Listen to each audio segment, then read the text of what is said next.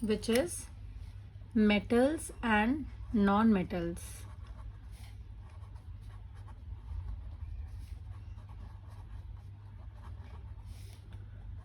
For this chapter, you should have a basic idea of periodic table, in which you should know that where metals are present, where non-metals are present, and where metalloids are present. For that, I will show you a picture of periodic table in your Google Classroom. We can start this chapter with making a difference between metals and non-metals. So here I will be writing about metals, and on this side I will be writing about non-metals. Okay.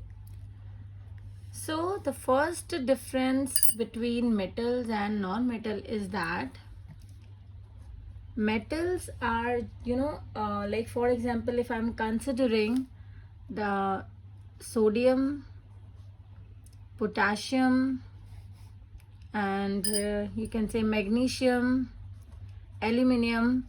So these are some example of metals.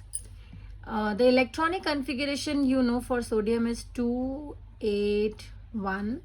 For potassium it is 2881. For magnesium it is 282. For aluminium it is 283. So you can see, like in these examples, mostly in the outermost shell, 1 electron is present, 2 electron is present, or 3 electron is present. So we can write this thing that metals are those which have 1, 2, or 3 electrons in the outermost shell, or you can say valence shell. Outermost shell and valence shell both are same thing.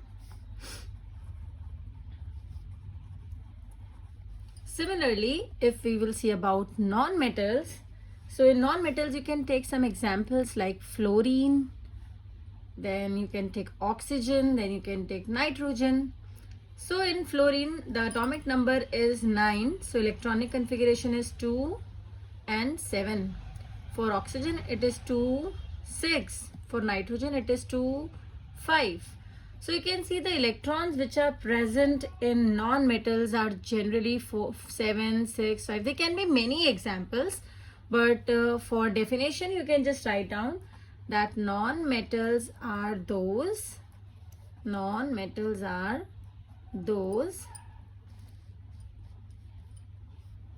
which have 4, 5, 6, 7 electrons in the outermost shell.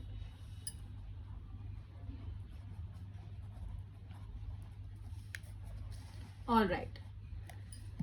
Now we can see the second difference.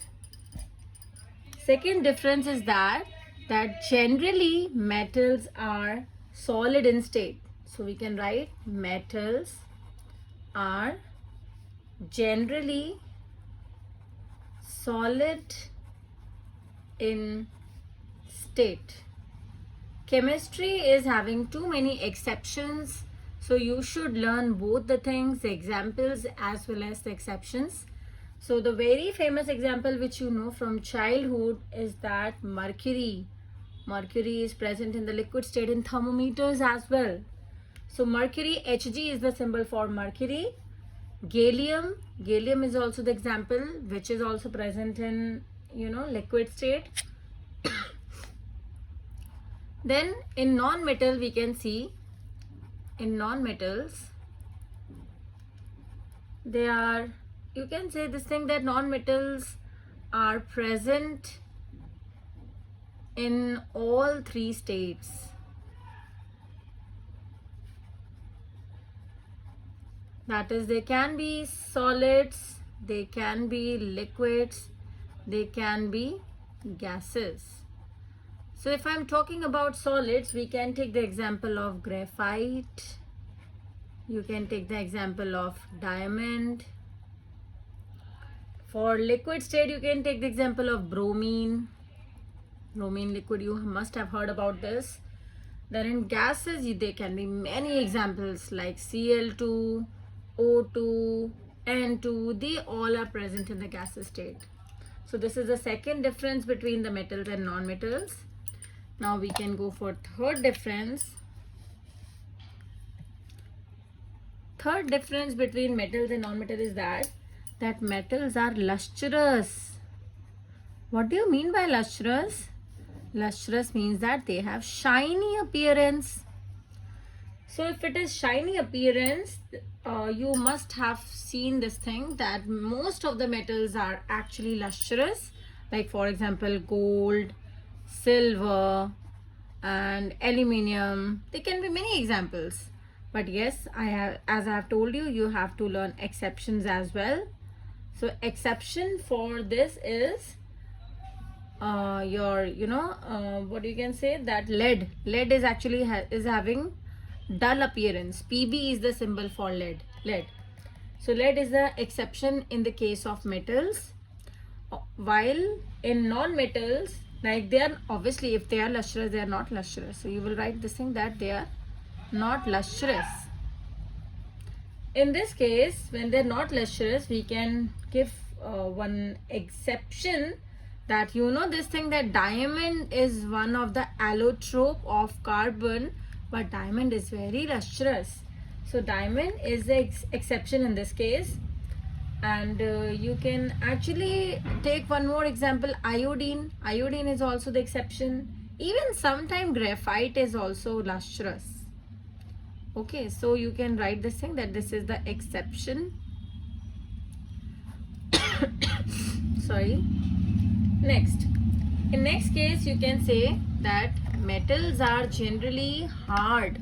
I hope this pages are clear to you. They are clearly visible. So we can say that metals are hard, generally hard. I'm not talking that all metals are hard, but generally metals are hard. You know why? Because all metals have some force of attraction between them. Like for example, if you're taking sodium, potassium, I'll tell you that sodium and potassium are actually not hard. You can think about, consider this thing that you can take zinc, you can take manganese. They are the metals which are actually very hard. So you know why? Because zinc is having metallic bond between the electrons present in zinc. So because of that strong metallic bond, metals are actually hard. But actually the sodium and potassium are not hard, they are exceptions. Why they are exception, that I will tell you later on. But right now you can consider that sodium and potassium are not hard. Even mercury is not hard. Mercury is liquid at room temperature.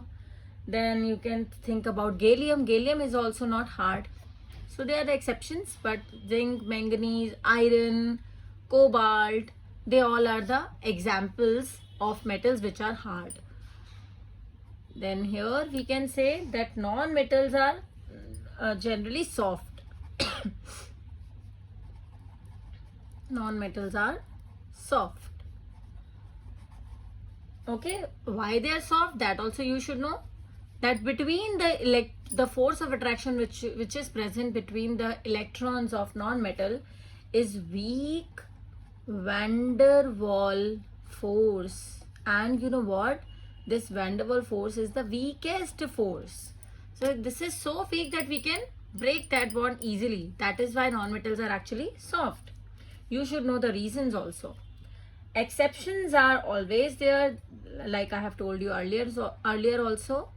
Exception, you can write about diamond. Diamond is the exception. Diamond is the strongest or hardest material known in the earth, right? So diamond is exception. Now we can go for next difference, which is metals have high melting or boiling point. Metals have high melting point and boiling point. Reason I have told you in the previous point only, because they have strong metallic bond. That's why. That melting means that you want to melt something. Boiling means that you want to boil something. So if they have very strong force of attraction between them, so obviously the temperature will be required will be very high, so that we can break that bond, and then the metals will start melting, and then the metal will start boiling. So that is why the melting point and boiling point are very high. Similarly, in this case, you have low melting points. You can write this thing that they have low melting point and boiling point, and the reason I have already told you that because they have weak van der Waals force of attraction between them. Next point is that density. Metals have high density. Density means that they're, the particles are very compact with each other, and the reason is that only because they have strong metallic bond. That's why. But there are some exceptions in this case. Exceptions are sodium, potassium. This sodium and potassium, they are very soft. They can be cut with knife, so they are not. They does not have the high density. And in non-metals, you can say that they have low density, and exception will be diamond. Yes, you are completely right. Exception is diamond. Please note down these points in your notebook. Alright, we can continue for more points. Next point is that 7th point, this is metal, and here it is non-metal. 7th point is that metals are ductile. What do you mean by ductile? Ductile is that which can be drawn into thin wires. You must have seen the wires of gold, silver, copper, right? So that we can stretch metals and we can convert them into thin wires. So this property is called ductility. But this property is not supported by non-metals. So they are not ductile. Not ductile. But yes, in this case also we can say this thing that we have some exceptions. So exception in this case is carbon fibers. Carbon fibers are actually, the fibers which are made up of carbon, obviously, and they can be drawn into wires. So this is the exception. And in this case, example will be that is gold, silver, tungsten, copper. But exception for this case will be mercury, because it is liquid. So how you can convert that into the wires? Sodium, potassium, they're very soft, so we will not be able to convert them into the wires. And even zinc also. I will tell you the reason why zinc is not ductile. Actually when you will beat zinc with hammer, it will break.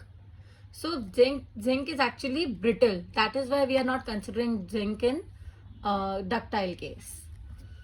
And then we can go for the next property, which is malleability. So all metals are malleable, but non-metals are not malleable.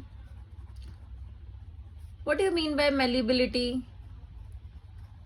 You must have done this thing in your previous classes. Yes, malleability is that in which you can convert, or you can write which can be convert into thin sheets on beating.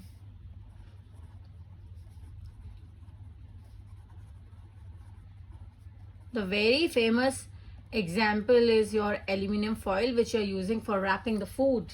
That is, aluminum is a metal and that has been converted into sheets. So we can give some examples here, like you can have aluminum, silver, gold. Exceptions are also there, which is sodium, potassium, silver and zinc. As I have told you, this will break. Non-metals are not malleable, that I have already told you. now we can go for our next difference, which is that metals are not brittle. Metals are not brittle. What do you mean by brittle? Brittle means that if you will break it, then it will if you will beat it, then it will break it into the pieces. That is called brittle. So metals are not brittle, but there is one exception, and exception is zinc. Zinc can be, zinc will break into the pieces. And non-metals are actually, they are very brittle. Non-metals are brittle. But if you want to go for the exceptions, then you can say that all gases and whatever liquids you have in the non-metal state, that can be considered as that they are not brittle. So this is the exception. But generally non-metals are brittle. We can say this thing. Then the very important difference is now that metals can conduct electricity. They can conduct electricity. Why? Because this thing that to attain the noble gas configuration, metals will lose their electrons. For example, like if you have sodium, you have magnesium, you have calcium. So it has 2, 8, 1. This is 2, 8, 2. This is 2, 8, 8, 2. So all these will lose their electrons so that they can attain the noble gas configuration. And when they will lose the electrons, obviously the electron will freely move here and there. So when they can move here and there, it means that they can conduct electricity. So you can write down about that they lose their electrons in order to attain noble gas configuration. That is why they can conduct electricity. Then here you can write down that they are not conductors of electricity. They cannot conduct electricity. One exception is there, not one actually, there can be many exceptions for this non-metal that I have already told you about the carbon fibers. If we can make fibers with if we can make wires from the carbon, it means that they will conduct the electricity. Then graphite can conduct the electricity. Okay, so these are the two difference between metals and non-metals. We can have actually many more differences. So let's take a look on some more differences. Metals, and here you will write non-metals. This is 11th point. You can write that, like as I have told you, that sodium will lose its one electron, and when it will lose its one electron, it will form Na+. So what type of ion it is? So you can write this thing that metals will form cations and non-metals will form anions, because they want to attain the noble gas configuration. So that is why they will lose the electron and they will gain the electron. While gaining the electron, they will form anion, and while losing the electron, metals will form cations. So actually, you know what? They are called electropositive. Electropositive, because on losing electron, they have gained a positive charge. Similarly, they are called electronegative. Next point of this difference could be that metals are electron donor. You can say this thing because they're donating the electrons. So they are electron donors and they are electron acceptors. They will accept the electron because they want to attain the stable noble gas configuration. They are electron acceptors. Yes, next very important point, like atomicity. I want to tell you about the atomicity. In the case, actually, you know what, like if you have N2, O2, Cl2, have you ever seen N anywhere? No? So this is the elemental state of these gases. Similarly, you have P4, you have O3. So the number which is written here, or in which atomic state they want to exist, this is called atomicity. So in the case of non-metal, you can have many atomicities. So you can say this thing that they are polyatomic in nature. Polyatomic. But no, metals are actually monoatomic. Monoatomic. Have you ever seen Na2 somewhere? No, na. Have you ever seen Al2? No. With the compound they can form Na2SO4. With the compound they can form Al2SO4 whole thrice. But individually they cannot exist in this state. So you can write this thing that metals in vapor state are monoatomic. Fine? Yes. Let's take one more point of difference. Do you know when metals will react with oxygen, they will form metal oxide. This is metal, this is oxygen. So they are called metal oxide. Similarly, you have Mg plus O2. This is called MgO. This is also metal oxide. Here you can say, like you have sulfur trioxide, sulfur dioxide, nitrogen dioxide, carbon dioxide. So they all are non-metal oxides. Okay. So basically these metallic oxides are basic in nature. Metals oxides are basic in nature. And non-metal oxides are acidic in nature. Non-metals oxides are acidic in nature, but there are some exceptions also which about that I have already told you. So you can write about the exception. CrO3, Mn2O7. These two are the metal oxide, but they are acidic in nature. And there are some oxides like Al2O3, ZnO, PbO. These are also metallic oxides, but they're amphoteric in nature. Amphoteric means that which is both acidic as well as basic character. How they are acidic and basic, that also we will do in the form of the reactions. So here also you have some exceptions. Exception for non-metal, like you have H2O. H2O is not acidic, not basic, na, so it is neutral. Carbon monoxide, nitrogen monoxide, nitrogen dioxide, they all are neutral in nature. Okay, so these are the point of difference between metals and non-metals, and in the next class we will see the next topic. All the best, all of you.